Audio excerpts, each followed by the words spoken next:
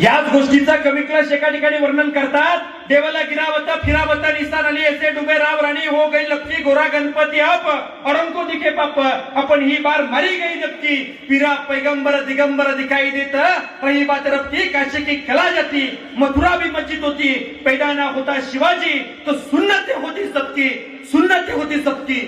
जर शिवाजी महाराज जन्माला आले नसते ना तर आपण सगळे काय असतो याचा विचार करा. म्हणून आपला धर्म आहेत ना आजपर्यंत जगातला एकमेव धर्म आहे ज्या धर्माने कधी कुणाच्या मानगुटीवरती तलवारी ठेवून कुणाच्या मानगुटीवरती तलवारी ठेवून आमचा हिंदू धर्म स्वीकारा असं कधीच हिंदू धर्म म्हटला नाही आणि म्हणणारही नाही.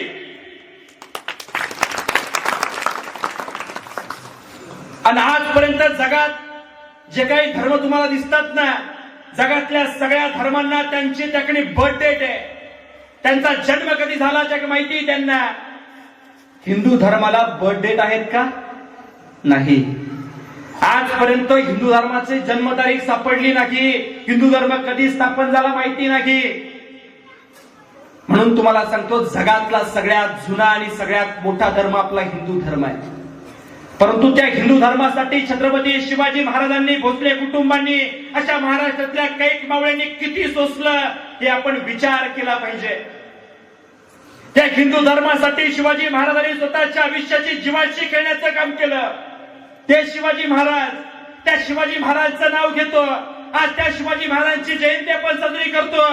पण बऱ्याच गावात जयंत्या कशा साजऱ्या केल्या जातात? आज त्या हिंदू धर्माचं नेमकं काय आहे? आज आपले सण कसे साजरे करतो आपण? गणपती आली नाचा, नवरात्र आली टिपऱ्या घ्या नाचा, काही कृष्ण जन्माष्टमी आली नाचा, दिवाळी आली नाचा, धुरडा आला नाचा. म्हणजे हिंदूचे सण म्हणजे नाच गाण्याचा अड्डा करून टाकला. बरोबर बोलतोय का? हिंदूचा सण म्हणजे नाच गाण्याचा अड्डा आपण करून टाकला. म्हणजे हिंदूचा सण आला नाचा. म्हणजे फक्त विचार करा आपल्या सणाची नेमकं काय परिस्थिती आपण करून टाकली. ती कुणी केली? आपणच केली ना. मावशी बरोबर बोलतोय ना. गणपती आला लावा डीजे, शिवजयंती आली लावा डीजे, नवरात्र आली लावा डीजे.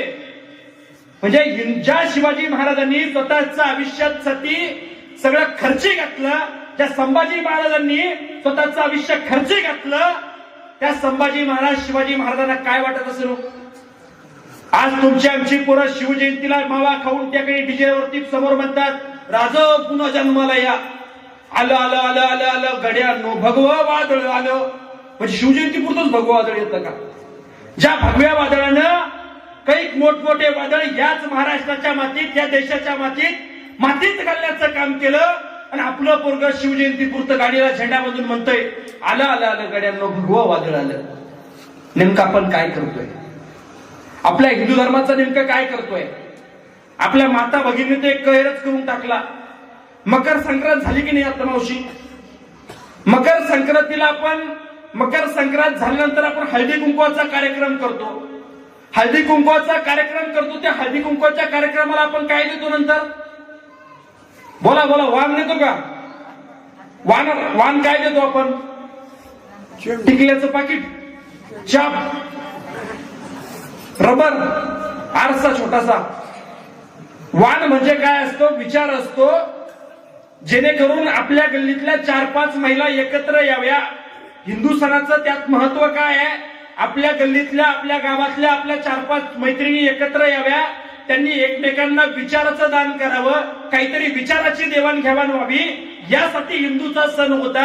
परंतु आपल्या महिलांनी इतकं काटकसर केलं, इतकी काटकसर केली, त्याला टिकल्याचं पाकिट आणि कंग्यांमध्ये बिझी करून टाकलं. बरोबर बोलतोय ना?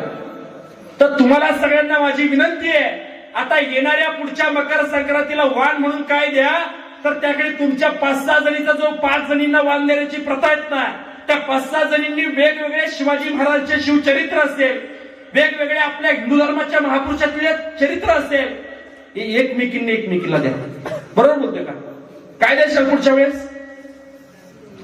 शिवचरित्राची पुस्तकं द्या, एखाद्या आरतीचं पुस्तक द्या. टिकल्यान फणे 'फणे देणं बंद करशाल का? हातवर करा. करशाल का नक्की? म्हणजे वाण हा विचाराची देवाणघेवाण झाली पाहिजे का टिकल्याच्या पाकिटाची त्याची देवाणघेवाण होता काम नाहीये. म्हणून पुढच्या मकर संक्रांती नक्की ना हातवर करा ना सगळ्या. नक्कीच तुमच्या गावात पुढच्या वर्षी खरं तर त्याकडे पुस्तकाची विचाराची देवाणघेवाण होईल.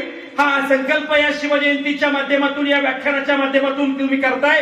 तुमच्या सगळ्यांचं टाळ्या वाजून अभिनंदन करतो. पण तुम्हाला सांगतो आज महाराष्ट्रामध्ये आपण जर आपले सण आपला धर्म टिकवला नाही जोपासला नाही तर पुढचा काळ फार भयंकर येणार आहे. बरीच लोक तुमच्या आमच्यावरती टपून बसली आहे.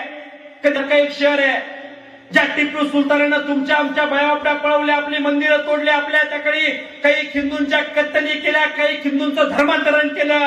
अशा टिपू सुलतानचा फोटो एका महानगरपालिकेमध्ये उपमहापौरांच्या कॅबिन मध्ये लावला जातो. हा महाराष्ट्र आपला आहे आणि त्या टिपू सुलतानच्या त्याकडे फोटो लावला जातो. किती शोकांतिक आहे बरं. म्हणून तुम्हाला सांगतो आपल्या पोरांना धर्माचं शिक्षण द्या, आपल्या पोरांना संस्कारक्षम बनवा, आपल्या पोरांना त्याकडे धर्माचं शिक्षण द्या. आपल्या पोरांना सांगा आपले महापुरुष काय, आपला इतिहास काय, आपला धर्म काय हे आपल्या पोरांना कळू द्या. आणि आपल्या पोरांच्या मनात खरं तर भक्तिभाव निर्माण करण्याचं काम करा. आणि तुमचं गाव त्यात पुढे आहे म्हणून तुमच्या गावाचं सुद्धा कौतुक आहे. मग शिवाजी महाराज समजून घेत असताना तुम्हाला सांगतो शिवाजी महाराज नेमकं रसायन काय आहे. आणि शिवाजी महाराजांच्या नावानं तुम्हाला सांगतो शिवाजी महाराजांनी हिंदवी स्वराज्य कुणासाठी निर्माण केलं, कशासाठी निर्माण केलं. स्वतःच्या आईची इच्छा होती म्हणून शिवाजी महाराजांनी हिंदवी स्वराज्य निर्माण केलं. आणि शिवाजी महाराजांनी हिंदवी स्वराज्य निर्माण करत असताना जे काही केलं ते स्वतःच्या आईवडिलांची इच्छा होती म्हणून केलं. मग आज आपण शिवाजी महाराजांकडनं काय आदर्श घेतोय. आज महाराष्ट्रातल्या काही जो शिवाजी महाराजांचं नाव भीमीच्या देठापासून घेतो त्याचेच आई वडील त्याच्यापासून वेगळे राहतात. बरोबर बोलतोय का. म्हणजे एका बाजूला शिवाजी महाराजांचं नाव घ्यायचं आणि आपल्या आई वडिलांना आपल्यापासून वायली ठेवायचं. बरोबर बोलतोय का. आज महाराष्ट्राच्या बऱ्याच कुटुंबाची अशी परिस्थिती आहे सुनाचं सासूचं जमत नाही म्हणून पोरग काय करतं आपल्या आईला वेगळं काढतं, म्हाताऱ्या कोत्याऱ्या आईला, आणि आपल्या बायको सोबत आपल्याच बायकोची गोल गोल साडी आपल्या बायको सोबत वेगळं राहतं. पण तुम्हाला सांगतो जी पोरं शिवाजी महाराजांना म्हणतात, जी पोरं संभाजी महाराजांना म्हणतात त्या पोरांना मला सांगायचंय जर तुम्ही जर त्याकडे एखाद्या वेळेस आपल्या आईवडिलांना सोडण्याची वाहिनी राहण्याची जर वेळ आली ना तर त्याच्यानंतर तुम्हाला सांगतो आपल्या छत्रपती शिवरायांचं नाव घ्यायचा अधिकार तुम्हाला कधीच नाही, कधीच नाही. ज्या राजानं स्वतःचं आयुष्य खरं तर रणकंदन करण्याचं आपल्या आई बापासाठी केलं आणि त्या राजाचं नाव घेतो आणि आपल्या आई वडील आपल्यापासून वेगळे राहतात, आपल्या आई वडील आपल्यापासून वृद्धाश्रमात राहतात, हे आपल्याला पटणार आहेत का. नाही. म्हणून तुम्हाला सांगतो आपल्या आई वडिलांना त्याखणी जपा. जगाच्या बाजारात सगळ्या गोष्टी भेटतात पण आई वडील नावाची गोष्ट या जगाच्या बाजारात कधीच भेटणार नाहीये. शिवाजी महाराजांच्या शिवजयंतीच्या निमित्तानं आपण संकल्प करा की जगात सगळ्या गोष्टी मिळतील पण आईबाप नावाची गोष्ट एकदा दिली ना परत मिळत नसते. आज तुम्हाला सांगतो आपला पोरांचा आदर्श कोण आहे, आपल्या पोरांचा आदर्श कोण आहे. आपल्या पोरांचा आदर्श तुम्हाला सांगतो कल्पित रंगवणाऱ्या त्या चित्रपटातील हिरो तुमच्या आमच्या पोरांचा आदर्श आहे. तो पुष्पा नावाचा चित्रपट आला, तुमचं आमचं पोरग त्याकडे म्हणायला लागलं झुकेगा नाही साला. त्या पोराला मला सांगायचंय त्या पुष्पाला आदर्श म्हणण्यापेक्षा अरे त्याकडे औरंगजेबाच्या दरबारात शिवाजी महाराज दिल्लीला गेले, फक्त 50 मावळे घेऊन गेले. 50 मावळे घेऊन गेल्यानंतर त्या औरंगजेबाने अपमान केला. त्या औरंगजेबाच्या दरबारात सांगितलं त्या औरंगजेबाला झुकेगा नाही साला. साला म्हणणारे छत्रपती शिवाजी महाराज आपले आदर्श असले पाहिजे. आणि त्या औरंगजेबानं संभाजी महाराजचे नका काढली, संभाजी महाराजांची बोटं तोडली, संभाजी महाराजांचे कान तोडले, हात पाय तोडले. त्या औरंगजेबाला झुकेगा नाही साला म्हणणारे छत्रपती संभाजी महाराज तुमच्या आमचे आदर्श असले पाहिजे. काय छत्रपती शिवाजी महाराजांनी केलं. आज तुम्हाला सांगतो पेपरचा रकार जर बघितला ना, टीव्हीची बातमी बघितली ना, महिलांवरती अत्याचार, महिलांवरती बलात्कार, महिलांवरती त्याकडे अशा अन्याय झाला, त्या बातम्या कसं काय येतात. तुमच्या आमच्या देशातला कायदा सक्षम नाही का, कायदा सक्षम नाही का. तर आहे. मुळात इथल्या प्रत्येक माणसाच्या मनात कायद्याबद्दलची भीतीच राहिली नाही. बरोबर बोलतोय का? कायद्याबद्दलची भीतीच राहिली नाही. शिवाजी महाराजांच्या कायद्याची भीती कशी होती? ज्यावेळेस रांजणगावच्या पाटलाने एका स्त्रीवरती बदामल केल्यानंतर तो शेतकरी शिवाजी महाराजांकडे आला. राजा, माझ्या मुलीवरती रांजण पाटलाने बदामल केला. त्यावेळेस शिवाजी महाराजांनी काय केलं? त्या शेतकऱ्याच्या ऐकून त्या रांजणगावच्या पाटलाचा चौरंगा केला. आणि कायद्याची भीती काय असते माहिती का तुम्हाला? एक रंगो त्रिमला नावाचा माणूस, त्याच्यानंतर काही वर्ष शिवाजी महाराजांच्या स्वराज्यात कुणाच महिलेवरती त्याकडे हात टाकण्याची हिंमत झाली नाही. रंगो त्रिमला नावाच्या माणसानं एका महिलेच्या अंगावरती हात टाकला, महिलेसोबत बदामल केल्याची बातमी शिवरायांना समजली. रंगो त्रिमला घाबरून जावळीत पळून गेल्यानंतर काय झालं? तो जावळीत लपून बसला, शिवाजी महाराज येतील मारतील म्हणून. पण तुम्हाला सांगतो, काही दिवस उलटून गेले आणि त्या जावळीमध्ये शिवाजी महाराज येते अशी बातमी त्या रंगो त्रिमलाच्या कानावर पडली. रंगो त्रिमलानं ऐकलं शिवाजी महाराज आपल्या जावळीत येत आहे. असं ऐकल्यानंतर त्याचा हार्ट अटॅकनं मृत्यू झाला. काय ऐकलं त्यानं? शिवाजी महाराज येत आहे आणि शिवाजी महाराज येऊन माझा चौरंगा करतील, माझा हातपाय तुडतील, इतकी कायद्याबद्दलची भीती का त्याचा हार्ट अटॅकनं मृत्यू झाला. त्यावेळेस त्याचा हृदयविकारानं मृत्यू झाला. ही शिवाजी महाराजांच्या कायद्याची इतकी ताकद होती, इतका धाक लोकांमध्ये होता. पण आज तुमच्या आमच्या कायद्याचा धाक 302. आपलं लहान लेकर स्टेटस ठेवतात, 302 करेंगे, 301 करेंगे, 304 करेंगे. बरोबर बोलतोय का? म्हणून आज तुमच्या आमच्या समाजात कायद्याबद्दलची भीती राहिली नाही आणि ती कुठंतरी निर्माण करणं इथल्या पोलीस प्रशासनाला गरजेची आहे. ही सगळ्यात मोठी गोष्ट आहे. छत्रपती शिवाजी महाराज समजून घ्यायचे. छत्रपती शिवाजी महाराजांकडनं काय आदर्श घ्यायचा? त्या शिवजयंतीच्या निमित्तानं सांगतो, आज त्याकडे संकल्प करा. आज आपल्या गावातल्या प्रत्येक पोरानं संकल्प केला पाहिजे. आज शिवाजी महाराजांची जयंती आहे, महादेवाचा कल्चर होण्याचा कार्यक्रम झाला. त्या कार्यक्रमाच्या निमित्तानं मी संकल्प करतो, आज माझ्या खिशातली गायचपची पुडी, माझ्या खिशातील तंबाखूची पुडी, माझ्या खिशातली बारची पुडी, माझी दारू, माझी सिगरेट, माझी तंबाखू शिवरायांच्या फोटो जवळ ठेवतो. आजपासून संकल्प करतो की माझी दारू सुटली, माझी तंबाखू सुटली, ही सगळी व्यसन आजच्या दिवशी संकल्प होणं गरजेचं आहे. म्हणून किती लोक संकल्प करणार? सगळ्यांसमोर आता करू नका, पण नंतर करा. पण शिवजयंतीचं सार्थक कधी होणार आहे? या शिवजयंतीचं कल्याण कधी होणार आहे? शिवजयंती सार्थकी कधी लागणार आहे? ज्या दिवशी तुम्ही असे काही संकल्प त्या शिवजयंतीच्या निमित्तानं कराल, त्या दिवशी खरं तर या शिवजयंतीला महत्व प्राप्त होणार आहे. म्हणजे माझ्यासारखे कित्येक व्याख्याते येतील, बोलतील, तुम्हाला इतिहास सांगतील, सगळ्या गोष्टी सांगतील, पण तुमच्याकडनं काहीतरी एखादी गोष्ट पाऊल पुढे आलं पाहिजे. आपण स्वतःच काहीतरी बदल करून घेणं गरजेचं आहे. तेव्हा कुठे या शिवजयंतीला त्याकडे महत्व प्राप्त होणार आहे.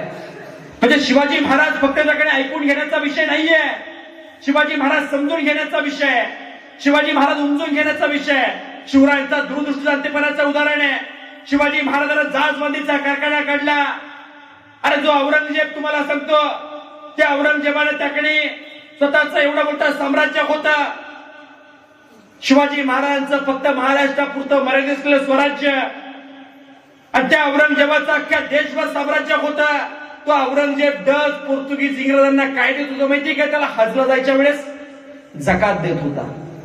पण शिवाजी महाराजांनी काय केलं? फक्त 27 वर्षाचे असताना त्याकडे 50-55 वर्षाच्या औरंगजेबाला त्याकडे एवढे मोठं साम्राज्य त्याचं होतं, त्याला जमलं नाही.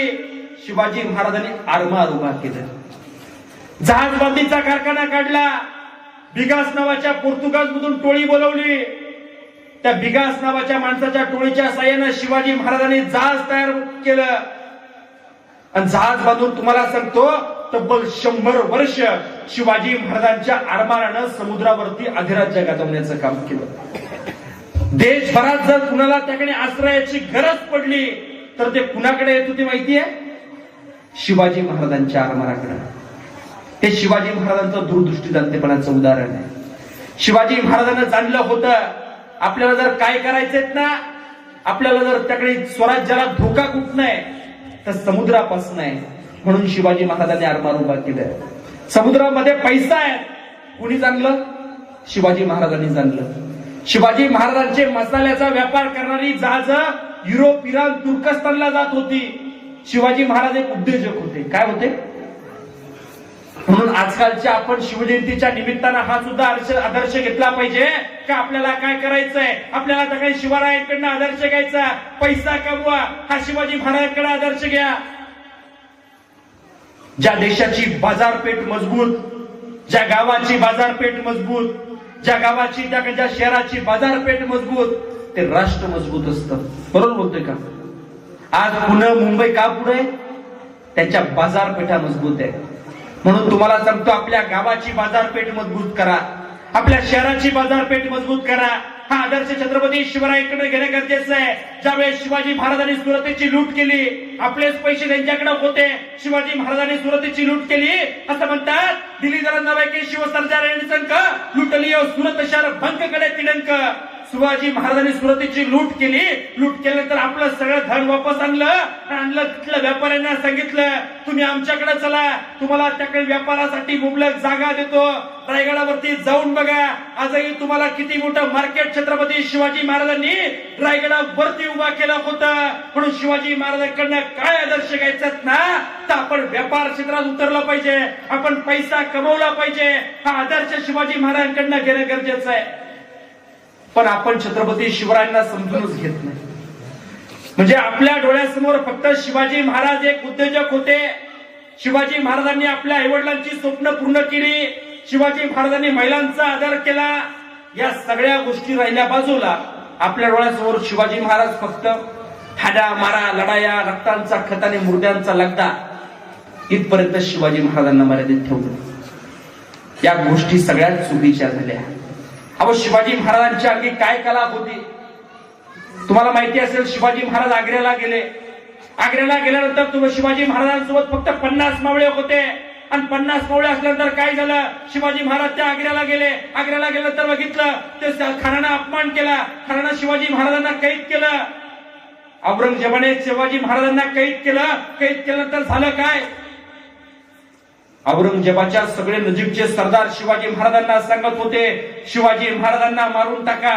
औरंगजेबाचे सगळे नातलग म्हणत होते, शिवाजी महाराजांना मारून टाका. आणि गेले 5-6 दिवसानंतरच त्याचे सगळे नातलग म्हणायला लागले औरंगजेबाला, शिवाजी महाराजांना मारू नका, शिवाजी महाराजांना मारू नका. औरंगजेबाचे सगळे सरदार म्हणायला लागले, शिवाजी महाराजांना मारू नका. नेमकं शिवाजी महाराजांना नेमकं काय जादू केली, काय जादू केली शिवाजी महाराजांनी? तुम्हाला सांगतो, शिवाजी महाराज आग्र्यावरून निसटल्यानंतर तुम्हाला सांगतो, आपली 2च माणसं पकडल्या गेली. एक त्र्यंबक पंत आणि रघुनाथ पंत. रघुनाथ पंत आणि त्र्यंबक पंत कुणाच्या घरात पकडल्या गेले, तर किशन रायच्या घरात पकडल्या गेले. किशन राय कोण आहे, तर प्रतीप रायचा जवाई आहे. प्रतीप राय कोण आहे, तर औरंगजेबाच्या गुप्तहेर खात्याचा प्रमुख आहे, गुप्तहेर खात्याचा अधिकारी आहे. आणि शिवाजी महाराजांनी काय केलं, औरंगजेबाच्या ठिकाणी सगळे सरदार फोडले. औरंगजेबाचं गुप्तहेर खातं फोडण्याचं काम छत्रपती शिवाजी महाराजांनी केलं. शिवाजी महाराज काय साधे माणूस होते का? नाही. इतक्या 1600 किलोमीटर दूर खरतरा शिवाजी महाराज जातात, पहिल्यांदा जातात. पहिल्यांदा गेल्यानंतर औरंगजेबाच्या जरानखान्यातील माणसं फोडली जाते, औरंगजेबाचं गुप्तहेर खातं फोडलं जातं, औरंगजेबाच्या नजीकचे सगळे सरदार फोडले जातात. शिवाजी महाराज काही साधे होते? शिवाजी महाराज हे रसायन काही साधं नव्हतं, ही सगळ्यात मोठी गोष्ट आहे. घरात, प्रत्येकाच्या घरात एक शिवचरित्राचं, किती लोकांच्या घरात शिवचरित्राचं पुस्तक आहे? हातवर करा. 1-2 लोकांच्या घरामध्ये. फोटो सगळ्यांच्या घरात आहे का? हातवर करा. फोटो सगळ्यांच्या घरात आहे का? परंतु शिवरायांचा फोटो तुमच्या घरात नसला तरी चालेल, पण शिवरायांचं पुस्तक तुमच्या घरात असणं गरजेचं आहे. कारण शिवाजी महाराजांच्या फोटोनं फक्त आपलं मस्तक त्याकडे सुधारणार नाही, फक्त आपला स्वाभिमान त्याकडे तेवत राहील. पण आपल्या घरात फोटो जरूर लावा,